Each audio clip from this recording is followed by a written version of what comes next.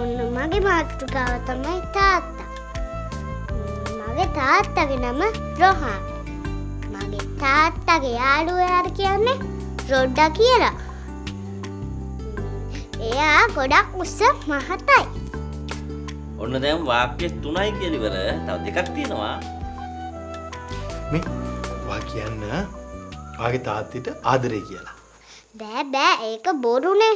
එතකොට මං ඇත්ත කියන සෙල්ලම පෙරදෙයි. ඒක බොරු. මතකුණා මගේ තාත්තා මගේ අම්මා මල්ලා හිරේ ගියා.